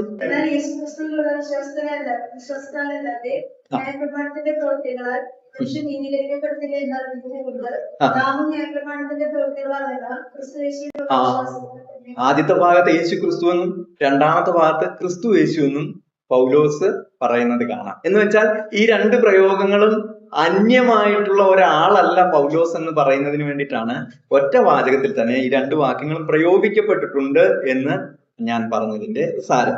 ഈ വ്യക്തിനിഷ്ഠമായുള്ള സ്ഥാനന്യായങ്ങൾ, എങ്ങനെയാണ് തനിക്ക് അപ്പോസ്തലത്വം എന്നുള്ള സ്ഥാനം കിട്ടിയത്, അതിന്റെ സ്ഥാനന്യായത്തെ സ്വാധീകരിക്കുന്ന പ്രയോഗങ്ങളാണ് നാം ഈ കണ്ട വേദഭാഗത്തൊക്കെ നമുക്ക് കാണാനായിട്ട് സാധിക്കുന്നത്. ദൈവേഷ്ടത്താൽ എന്നുള്ള പ്രയോഗങ്ങൾ ഒരുവിധം ലേഖനങ്ങളുടെ പൗലോസിന്റെ ലേഖനങ്ങളുടെയൊക്കെ മുമ്പിലുണ്ടെന്ന് ഞാൻ പറഞ്ഞല്ലോ. ഞാൻ നമുക്ക് നോട്ട് ചെയ്യുകയാണെങ്കിൽ നമുക്ക് നോട്ട് ചെയ്യാവുന്ന കുറച്ച് കാര്യങ്ങൾ പറയാം. കൊലോസ് ലേഖനം 1-ാം അധ്യായം 1-ാം വാക്യം, എഫേസ്യർക്ക് എഴുതിയ ലേഖനം 1-ാം അധ്യായം 1-ാം വാക്യം, 2 കൊരിന്ത്യർ 1:1, 1 കൊരിന്ത്യർ 1:1, 2 തിമോത്തിയോസ് 1:1. നോട്ട് ചെയ്യുന്നവർക്ക് വിട്ടുപോയെങ്കിൽ ഞാൻ ഒരിക്കലും ആവർത്തിക്കാൻ നിങ്ങൾക്ക് ഓർമ്മ വയ്ക്കാവുന്ന കാര്യമുള്ളൂ. കൊലോസി ലേഖനം 1:1, എഫേസി ലേഖനം 1:1, 1 കൊരിന്ത്യർ 2 കൊരിന്ത്യർ 2:1, തിമോത്തിയോസ് 2 തിമോത്തിയോസ് 1:1. ഇവിടെയൊക്കെ ദൈവേഷ്ടത്താൽ എന്നുള്ള പ്രയോഗം കൊണ്ട് പൗലോസ് തന്റെ അപ്പോസ്തലത്വത്തിന്റെ അംഗീകാരത്തെ ഉറപ്പിക്കുന്നതായിട്ട് നമുക്ക് കാണാവുന്നതാണ്. അപ്പൊ ദൈവേഷ്ടത്താൽ എന്ന് പറയുമ്പോൾ അതിനൊരു മറുവശം കൂടെ ഉണ്ട്. ഈ ആധുനിക കാലത്തൊക്കെ ദൈവേഷ്ടത്താൽ അല്ലാതെ ദൈവവേലയ്ക്ക് തിരിയുന്ന ധാരാളം ആളുകളുണ്ട്. അവരൊക്കെ പിന്നീട് പിന്മാറ്റത്തിൽ പോവുകയോ പിന്നീട് സഭയ്ക്ക് വലിയ ദോഷങ്ങൾ ഉണ്ടാക്കുന്നവരായി മാറുകയോ ചെയ്യും. അതുകൊണ്ട് ആരായാലും ദൈവവേലയ്ക്ക് തിരിയുന്നവർ അവർ ദൈവേഷ്ടത്താൽ തന്നെയാണ് തിരിഞ്ഞത് എന്ന് അവരവർ തന്നെ ശോധന ചെയ്ത് ഉറപ്പിക്കണം. അവരെ പിന്നീട് നമുക്ക് കുറച്ചു കാലം കൊണ്ട് തന്നെ നമുക്ക് തിരിച്ചറിയാനായിട്ട് സാധിക്കും. അതുകൊണ്ട് ദൈവേഷ്ടത്താലാണ് പൗലോസ് തിരിഞ്ഞത് എന്നുള്ളത് പൗലോസ് അവിടെ വളരെ കൃത്യമായി സൂചിപ്പിക്കുന്നതായിട്ട് നമുക്ക് കാണാം. ദൈവേഷ്ടത്താൽ തിരിയുന്നവരുടെ പ്രത്യേകതകൾ നമുക്ക് വേണമെങ്കിൽ ഒരുപാട് കാര്യങ്ങൾ പറയാം. അത്രയും കാര്യങ്ങൾ നമുക്ക് പറയണ്ട, സമയം പോകും. അതുകൊണ്ട് നമുക്ക് ഒരു കാര്യം പറയാം, അവർക്ക് സ്ഥിരത ഉണ്ടാവും. സ്ഥിരത, സ്ഥൈര്യം എന്നൊക്കെ ബൈബിളിൽ പ്രയോഗിക്കുന്ന സംഭവം ഉണ്ടല്ലോ. സ്ഥിരത എന്ന് പറയുന്ന കാര്യം അവർക്കുണ്ട്. യാക്കോബിന്റെ ലേഖനം 1-ാം അധ്യായം 17-ാം വാക്യം ഒന്ന് വായിച്ച്. എല്ലാം നല്ല കാലവും തികഞ്ഞ ഫലമൊക്കെയും ഉയരത്തിൽ നിന്ന് വെളിച്ചങ്ങളുടെ പിതാവിങ്കിൽ നിന്ന് ഇറങ്ങിവരുന്നു. അവര് മാറ്റമോ മാറ്റത്തിന്റെ ആശ്രയവും. ഇവിടെ പറഞ്ഞിരിക്കുന്ന അവന് ഗതിഭേദത്താലുള്ള ആച്ഛാദനമില്ല എന്നാണ് അവിടെ പറഞ്ഞിരിക്കുന്നതായിട്ട് നമുക്ക് കാണാം. വേരിയബിലിറ്റി എന്നുള്ള ഇംഗ്ലീഷ് പദമാണ് ഇംഗ്ലീഷ് ബൈബിൾ ഉപയോഗിക്കുന്നത്. Variability or shadow of turning. Shadow of turning നമുക്കറിയാം. പ്രകാശഗോളങ്ങളൊക്കെ സഞ്ചരിക്കുകയും തിരികെയൊക്കെ ചെയ്യുമ്പോൾ നിഴലുകൾ രൂപീകരിക്കും, അല്ലെ? നിഴലുകൾ ഉണ്ടാവില്ലേ? സൂര്യൻ ഇങ്ങനെ സഞ്ചരിക്കുമ്പോൾ കണ്ടിട്ടില്ലേ നിഴലുണ്ടാവും. പണ്ടത്തെ കാലത്ത് ആളുകൾ സമയമൊക്കെ നോക്കിയിരുന്ന് ഈ നിഴല് വെച്ചിട്ടാണ്. നമ്മൾ നിഴലിനടിയിലാണ് നിൽക്കുന്നത്. വെയിലൊക്കെ വരുമ്പോൾ മരത്തിന്റെ നിഴലിന്റെ അടിയിലാണ് നമ്മൾ തണലെന്ന് വിളിക്കുമെങ്കിലും അതൊരു നിഴലാണ്. കർത്താവിനെ സംബന്ധിച്ച് പറയുന്നത് അവന് ഗതിഭേദത്താലുള്ള ആച്ഛാദനമില്ല. അവന്റെ തിരിവിലും മറിവിലും ഒന്നും അവൻ ഇരുളുണ്ടാക്കുന്നില്ല. എല്ലായിടത്തും വെളിച്ചമാണ്. അവനെ വിളിച്ച പേര് ഉയരത്തിൽ വെളിച്ചങ്ങളുടെ പിതാവിങ്കൽ നിന്ന് വരുന്നു. ഈ ഗതിഭേദത്താലുള്ള ആച്ഛാദനമില്ല എന്ന് പറയുന്നത് അവന്റെ സ്ഥിരതയുടെ സൂചകമാണ്. അവന് അങ്ങനത്തെ യാതൊരു മാറ്റങ്ങളും അവന് ഉണ്ടാക്കുന്നില്ല. സ്ഥിരതയാണ്. ഒരു മനുഷ്യൻ ദൈവത്തിൽ ആശ്രയിക്കുകയും രക്ഷിക്കപ്പെടുകയും അവൻ മുമ്പോട്ട് പോവുകയും ദൈവത്തിൽ ആശ്രയിച്ച് തന്നെ അവൻ ദൈവവേലയിലായിരിക്കുകയും, എല്ലാ മനുഷ്യരും ദൈവവേലയിലാണ്. ഏതെങ്കിലും ഏറ്റക്കുറച്ചിലുകൾ ഉണ്ടെന്നേ ഉള്ളൂ. നമ്മൾ മുഴുവൻ സമയ സുവിശേഷകനായില്ലെങ്കിലും വിശ്വാസികളുടെ ആത്യന്തികമായിട്ടുള്ള തൊഴിലെന്ന് പറയുന്നത് ദൈവവചന വ്യാപനത്തിൽ ഓരോരുത്തരും വ്യാപൃതരായിരിക്കുക എന്നുള്ളതാണ്. മറ്റു ജോലികൾ നമ്മൾ ചെയ്യുന്നുണ്ടെങ്കിൽ നമുക്കത് ചെയ്യാവുന്ന കാര്യമുള്ളൂ. അത് നമ്മുടെ കടമയും ഉത്തരവാദിത്വമാണ്. കർത്താവിനെ സംബന്ധിച്ചിടത്തോളം ഇവിടെ സ്ഥിരത എന്ന് പറയുന്നത് കർത്താവിനെ സംബന്ധിച്ചിടത്തോളം സ്ഥിരമായ ഒന്നാണ്. അവന് സ്ഥിരതയുണ്ട്. അതുകൊണ്ട് എന്ത് സംഭവിക്കുന്നു? അവനിൽ ആശ്രയിക്കുന്ന മനുഷ്യർ സ്ഥിരതയുള്ളവരായി നിൽക്കുന്നു. അവന് ഗതിഭേദത്താലുള്ള ആച്ഛാദനമില്ല. അവന്റെ നിഴലുകളായിരിക്കുന്ന നമുക്കും അങ്ങനത്തെ സംഗതികൾ വരാതിരിക്കുന്നതിനുള്ള കഴിവും കൃപയും അവൻ തരുന്നു എന്ന് നമുക്ക് കാണാനായിട്ട് സാധിക്കും. മലാഖി പ്രവചനത്തിൽ പറയുന്നുണ്ട്, യഹോവ മാറാത്തവൻ എന്ന് പറയുന്നുണ്ട്. വാക്ക് യഹോവയായ ഞാൻ മാറാത്തവൻ എന്ന് കർത്താവ് തന്നെ പറയുന്നുണ്ട്. യഹോവയായ ഞാൻ മാറാത്തവൻ, അവൻ യാതൊരു മാറ്റവുമില്ലാതെ സ്ഥിരതയുള്ളവനാണ് എന്ന് അവിടെ നമുക്ക് നിന്നുകൊണ്ട് ചിന്തിക്കാവുന്നതാണ്. 1 തെസ്സലോനിക്കർ 2-ാം അധ്യായം 6-ാം വാക്യം ഒന്ന് വായിച്ചേ. ക്രിസ്തുവിന്റെ അപ്പോസ്തലന്മാർ എന്ന അവസ്ഥയ്ക്ക് ഘനത്തോടെ ഇരിപ്പാൻ കഴിവുണ്ടായിട്ടും ഞങ്ങൾ മനുഷ്യരോട്, നിങ്ങളോടാകട്ടെ മറ്റുള്ളവരോടാകട്ടെ മാനം അന്വേഷിച്ചില്ല. ഈ 1 തെസ്സലോനിക്കയിൽ ഒരു ചെറിയ പ്രശ്നമുണ്ട്. അതൊന്ന് സൂചിപ്പിച്ചു പോകണമെന്ന് വെച്ചിട്ടാണ് ഞാൻ പറഞ്ഞത്. ഈ പറഞ്ഞ വാക്യത്തിൽ ഞങ്ങൾ എന്നൊരു പ്രയോഗമുണ്ട്. ഞങ്ങൾ അപ്പോസ്തലന്മാർ. കണ്ടോ? അത് ആദ്യം തന്നെ കാണുന്നുണ്ട്, അല്ലെ? ഒന്നും കൂടെ വായിച്ചു നോക്കി. ക്രിസ്തുവിന്റെ അപ്പോസ്തലന്മാർ എന്ന അവസ്ഥയ്ക്ക് ഘനത്തോടെ ഇരിപ്പാൻ കഴിവുണ്ടായിട്ടും ഞങ്ങൾ മനുഷ്യരോട്, നിങ്ങളോടാകട്ടെ മറ്റുള്ളവരോടാകട്ടെ മാനം അന്വേഷിച്ചില്ല. അവിടെ ഞങ്ങളെന്നും അപ്പോസ്തലന്മാരും എന്നുള്ളൊരു പ്രയോഗം ഇവിടെ പരാമർശിക്കപ്പെട്ടിരിക്കുന്ന ആരെയൊക്കെയാണെന്ന് 1 തെസ്സലോനിക്കർ 1-ാം അധ്യായം 1-ാം വാക്യം ഒന്ന് വായിച്ചേ. പൗലോസും സിൽവാനോസും തിമോഥെയോസും പിതാവായ ദൈവത്തിലും കർത്താവായ യേശുക്രിസ്തു. മതി. ആ പേര് കിട്ടാൻ വേണ്ടിയില്ല. 3 പേരാണ് അതിന്റെ സംബോധന ഭാഗത്ത് പറഞ്ഞിരിക്കുന്നത്. ആരൊക്കെയാണ്? പൗലോസ്, സിൽവാനോസ്, തിമോഥെയോസ്, അല്ലെ? 3 പേര് മറക്കണ്ട. പൗലോസ്, സിൽവാനോസ്, തിമോഥെയോസ്. ഈ 3 പേരുടെ പേരാണ് അവിടെ പരാമർശിക്കുന്നത്. ഈ ഞങ്ങൾ എന്നുള്ള പ്രയോഗത്തിൽ 2-ാം അധ്യായം 6-ാം വാക്യത്തിൽ ഞങ്ങൾ അപ്പോസ്തലന്മാരെന്ന് പറയുമ്പോൾ മുമ്പ് നമ്മൾ കേട്ട 12 പേരെ അല്ല ഇവിടെ ഉദ്ദേശിക്കുന്നത്. ഇവിടെ ഉദ്ദേശിക്കപ്പെട്ടിരിക്കുന്ന ആരെയാണ്? ഈ കത്തിൽ ആദ്യമേ പരാമർശിച്ചിരിക്കുന്ന 3 പേരാണ്. പൗലോസ്, സിൽവാനോസ്, പിന്നെ ആരാണ്? തിമോത്തിയോസ്. ഈ പറഞ്ഞ 2 പേര് അപ്പോസ്തലന്മാരാണോ? തിമോത്തിയോസും സിൽവാനോസും അല്ല. നമുക്ക് നല്ല ക്ലാരിറ്റിയോടെ പറയാവുന്ന കാര്യമാണ്. നമുക്ക് അതിനെക്കുറിച്ച് അറിയാം. ഈ പറഞ്ഞ 2 പേരും അപ്പോസ്തലന്മാരാണ് അല്ലേ? അല്ല, ഉറപ്പാണ്. അപ്പോസ്തല പ്രവൃത്തി 14-ാം അധ്യായം 14-ാം വാക്യം. ഇത് അപ്പോസ്തലന്മാരായ ബർന്നബാസും പൗലോസും കേട്ടിട്ടു. മതി. ആരൊക്കെയാ ഇത്? അപ്പോസ്തലന്മാരായ ബർന്നബാസും പൗലോസും. ഇതേ ഇപ്പൊ എത്രയാളായി നമ്മുടെ കണക്കനുസരിച്ച് അപ്പോസ്തലന്മാര്? പൗലോസ് അടക്കം 13 പേരുണ്ടായിരുന്നു. ഇപ്പൊ ആരൊക്കെ വന്നു? സിൽവാനോസ് വന്നു, പിന്നെ ആരാ വന്നേ? തിമോത്തിയോസ് വന്നു. ഇപ്പൊ അടുത്ത ആള് കയറി വന്നിരിക്കുന്ന ആരാ? ബർന്നബാസ് നീഗർ. അങ്ങനെ ഒരു പ്രയോഗമുണ്ട്. പുള്ളി എന്താ പറയാ, നീഗറായിരുന്നു. എന്താ പറയാ, നീഗിലോ. അപ്പോ ഇവിടെ നാം കണ്ടോ, ഇദ്ദേഹം അപ്പോസ്തലനായ ബർന്നബാസും പൗലോസും. ഇതൊരു കൺഫ്യൂസിങ് ആയിട്ടുള്ള സംഭവമാണ്. നമ്മൾ ചിലപ്പോൾ വായിച്ചു പോകുമ്പോൾ നമുക്ക് തോന്നിയില്ലെങ്കിൽ ചിലപ്പോൾ ആരെങ്കിലും ഒക്കെ കുഴപ്പം പിടിച്ച ചോദ്യങ്ങളുമായിട്ട് നമ്മുടെ മുമ്പിൽ വരും. അപ്പൊ ബ്രദറങ്കാരായതുകൊണ്ട് നമ്മൾ ഉത്തരം പറയേണ്ടി വരും. വേറെ ആരെങ്കിലും ആണെങ്കിൽ പറയണം, അല്ലേ? അപ്പൊ ഇവരും അപ്പോസ്തലനാണോ? അങ്ങനെയാണെങ്കിൽ ഇപ്പോഴത്തെ കണക്കനുസരിച്ച് 16 പേരായി ഇപ്പൊ തന്നെ അപ്പോസ്തലന്മാർ, അല്ലേ? 16 പേര്. നോക്കാം. റോമാലേഖനം 16-ാം അധ്യായം 7-ാം വാക്യം ഒന്ന് വായിച്ചു. എന്റെ ചാർച്ചക്കാരും സഹബദ്ധന്മാരുമായ അന്ത്രോനിക്കുസിനും യൂനിയാവിനും വന്ദനം ചൊല്ലുവിൻ. അവർ അപ്പോസ്തലന്മാരുടെ ഇടയിൽ പേർ കൊണ്ടവരും എനിക്ക് മുമ്പേ ക്രിസ്തുവിൽ വിശ്വസിച്ചവരും ആകുന്നു. ആരാ? എന്റെ ചാർച്ചക്കാരും സഹബദ്ധന്മാരുമായ അന്ത്രോനിക്കോസും യൂനിയാവും. ഇവര് 2 പേരും ആരാണെന്ന് ഇപ്പൊ പറഞ്ഞേ? അവരും ആരാണ്? അപ്പോസ്തലന്മാരാണ്. അപ്പൊ പിന്നെ എണ്ണം കൂടി, അല്ലെ? എന്താണ് സംഭവിച്ചുകൊണ്ടിരിക്കുന്നത്? ഈ 12 പേര് കൂടാതെ നമ്മളിപ്പോ 4 പേരുടെ പേര് പറഞ്ഞു. ഇനി യാക്കോബും അപ്പോസ്തലനായിട്ട് പരാമർശിക്കപ്പെടുന്നുണ്ട്. അപ്പൊ അങ്ങനെ വരുമ്പോ എണ്ണം ഇങ്ങനെ കൂടിക്കൊണ്ടിരിക്കുക. അപ്പോസ്തലന്മാരുടെ എണ്ണം കൂടിക്കൊണ്ടിരിക്കുന്നതായിട്ട് നമുക്ക് കാണാം. എന്താണ് ഇതിന്റെ ശരിയായിട്ടുള്ള കാരണം? അപ്പോസ്തലന്മാരെന്നുള്ള പദം ഉണ്ടാകുന്നത് അപ്പോസ്റ്റലോസ് എന്നുള്ള ഗ്രീക്ക് പദത്തിൽ നിന്ന്. അപ്പോസ്റ്റലോസ് എന്നാണ് ആ ഗ്രീക്ക് പദം.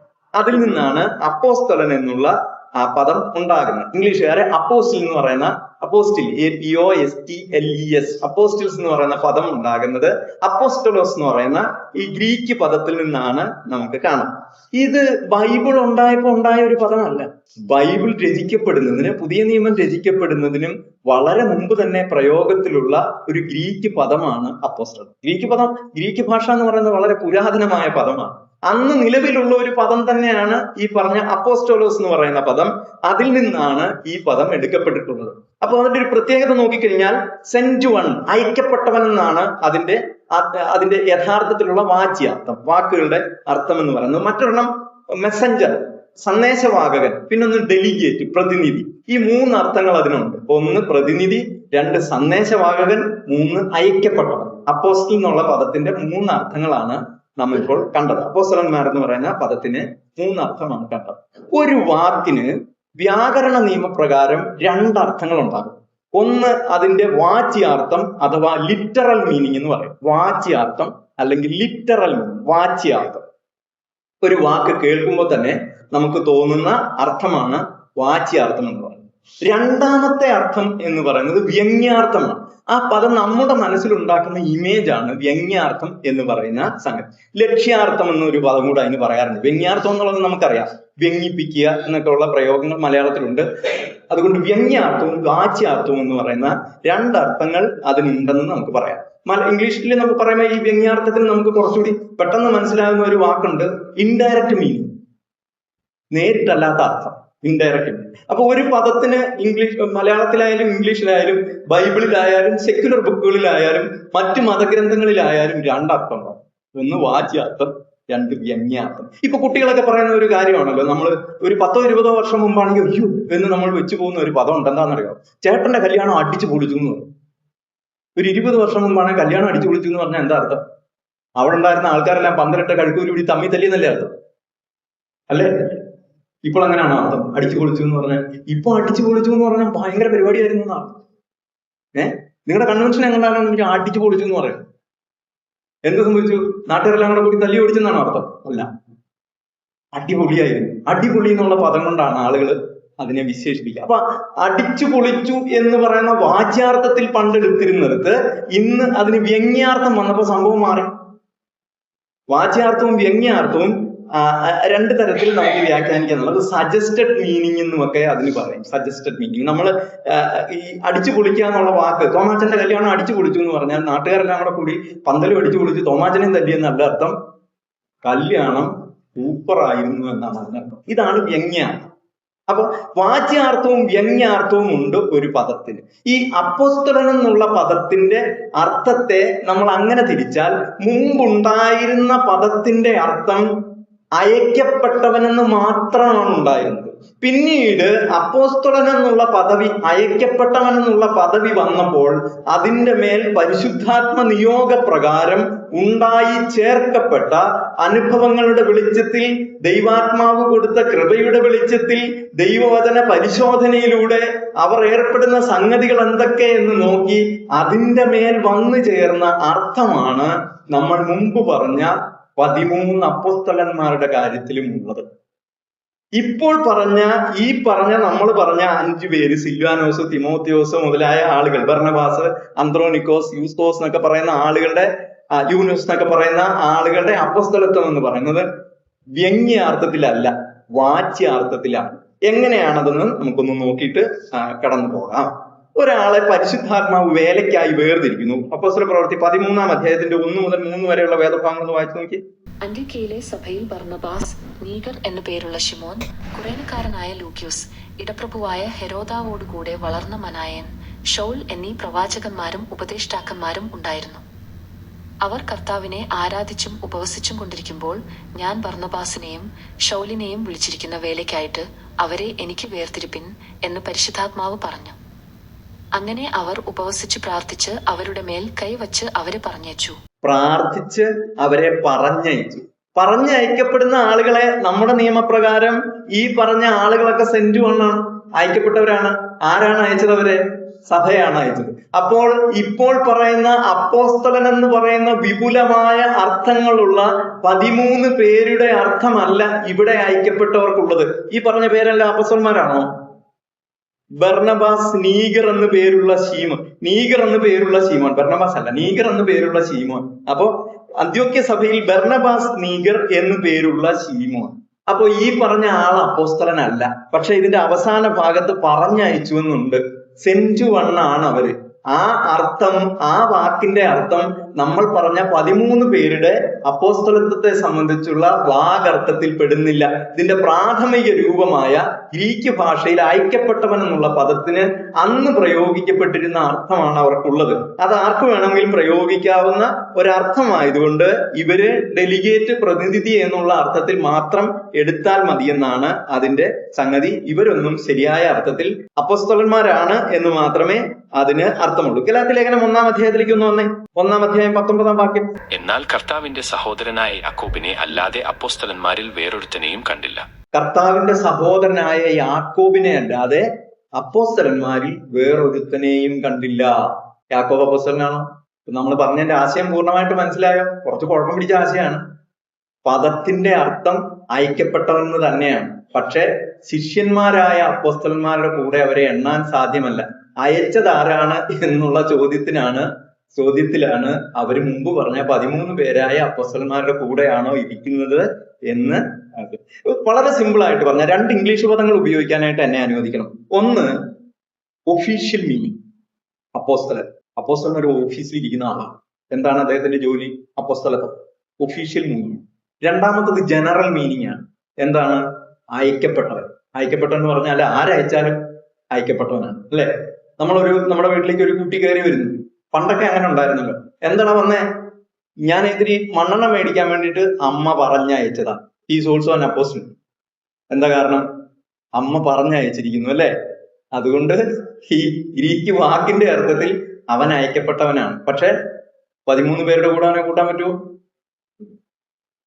അതുകൊണ്ട് നമ്മൾ മുമ്പ് പറഞ്ഞ ഈ ദൈവദാസന്മാർ അവരൊക്കെ വലിയ ത്യാഗധനരായിട്ടുള്ള വിശ്വാസ ജീവിതം നയിച്ച ആളുകളാണ്. സിൽവാനോസും ഈ പറഞ്ഞ യാക്കോബ്, തിമോത്തിയോസ്, ബർണബാസ്, അന്ത്രോനിക്കോസ് എന്ന് പറയുന്ന ആളുകളൊക്കെ വലിയ വിശ്വാസ ജീവിതം നയിച്ചിട്ടുള്ള ആളുകളാണ്. പക്ഷെ അവര് അപ്പോസ്തലന്മാരായി എണ്ണപ്പെടാത്തതിന്റെ കാരണം അവരെ ഇവിടെ പറഞ്ഞിരിക്കുന്ന അർത്ഥം ഈ 13 അപ്പോസ്തലന്മാരുടെ എണ്ണത്തിന്റെ കൂടെ അവരെ പെടുത്താൻ സാധ്യമല്ല എന്നുള്ളതാണ് അവിടെ വെളിയാകുന്നത്. ഞാൻ എന്റെ വാക്കുകളെ ചുരുക്കട്ടെ. ഈ ബാക്കിയുള്ള ഭാഗങ്ങൾ നമുക്ക് അടുത്ത ദിവസങ്ങളിൽ ചിന്തിക്കാം. ദൈവനാമം മാത്രം.